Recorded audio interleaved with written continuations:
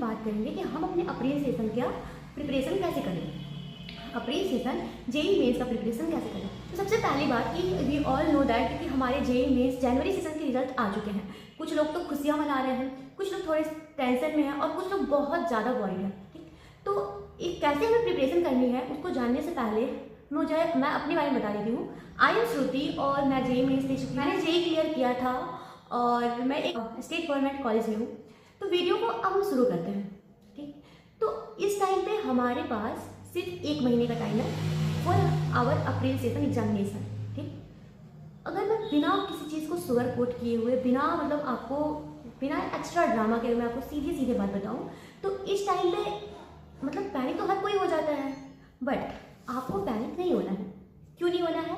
क्योंकि देखो, जब आप पैनिक होंगे तो जो चीज़ें आप कर सकते हो वो भी नहीं कर पाओगे। ओके, मीन्स कि हमारे पास 1 महीने का टाइम है। उस 1 महीने में आप स्मार्ट स्टडी करो। हार्ड वर्क तो हर कोई करता है, आप smart work with hard work करो। कैसे करनी है? सबसे पहला कि आपने जितने भी रेफरेंस बुक्स आपने चुन चुन के ला रखे हैं, पूरा उसका एक के ऊपर ढेर चढ़ा के रखा है अपने टेबल पे, उसको क्लियर कर दो। वहाँ पे सिर्फ इंपॉर्टेंट बुक रखो। इंपॉर्टेंट मीन्स कि एनसीईआरटी की बुक्स। आपको पता है कि केमिस्ट्री के लिए एनसीईआरटी बहुत इंपॉर्टेंट होती है। जेई का मेन केमिस्ट्री के लिए जेई का मेन फोकस एनसीईआरटी ही रहता है। एंड सेकेंड इज कि अपने पीवाईक्यूज रखो। ठीक, किसी भी हालत में आप पीवाईक्यू को छोड़ के मत जाओ। अब हमें पता चल गया कि हमें क्या हटानी है। हमें अपने टेबल पर से जितनी भी रेफरेंस बुक्स हैं उसको हटा देनी है। ओके, उसके बाद आप कोशिश करो ना कि आपका सारा सिलेबस कंप्लीट हो जाए। मीन्स कि आपके जो भी चैप्टर्स हैं, आपके जेई मेंस के, जेई एडवांस के जो भी चैप्टर्स हैं वो आप सारा क्लियर कर लो। ठीक, सारे क्लियर कैसे करनी है? सबसे पहले आप मोस्ट इंपॉर्टेंट चैप्टर्स करो। मोस्ट इंपॉर्टेंट मीन्स जिसमें हर साल से क्वेश्चंस आते ही आते हैं, जिसको जेई मेंस नहीं छोड़ता। लाइक कि आपके रे ऑप्टिक्स हो गए, लॉस ऑफ मोशंस हो गए, ये सारे आपके मोस्ट इंपॉर्टेंट चैप्टर्स हैं। इसको पहले आप कर लो।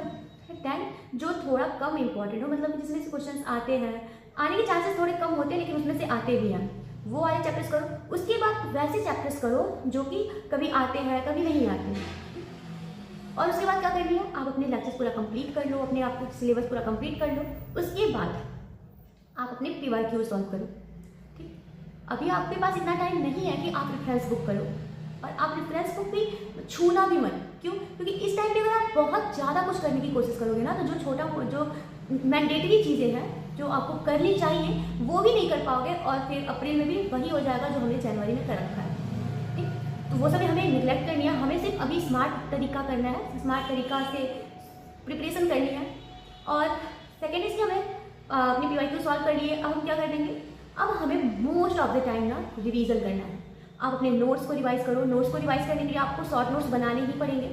तो चैप्टर कंप्लीट करते जा रहे हो तो साथ साथ में आप शॉर्ट नोट्स भी बना लो। ओके, देन आपने पीवाईक्यू सॉल्व कर लिया। और पीवाईक्यू को क्या करो? आप पीवाईक्यू क्वेश्चन सॉल्व कर रहे हो, आपसे बस क्वेश्चन सारे सॉल्व हो जाए तो बहुत अच्छी बात है। और जो क्वेश्चन आपसे सॉल्व नहीं हो रहा उसको आप ऐसे घेरा करो, गोल करो, एंड देन उसको वापस से सॉल्व करो।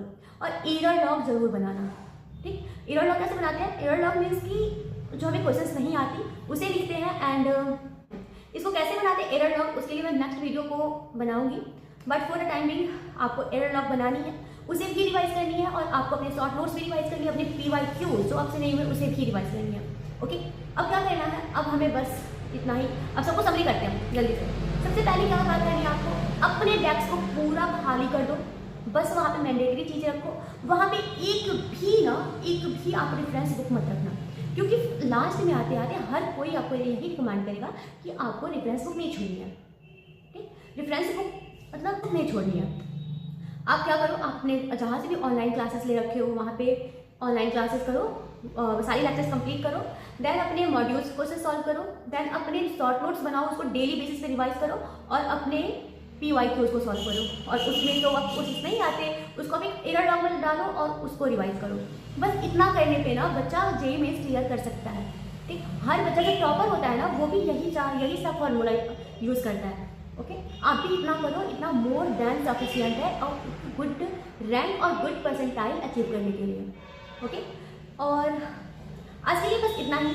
फिर मिलते हैं नेक्स्ट वीडियो में।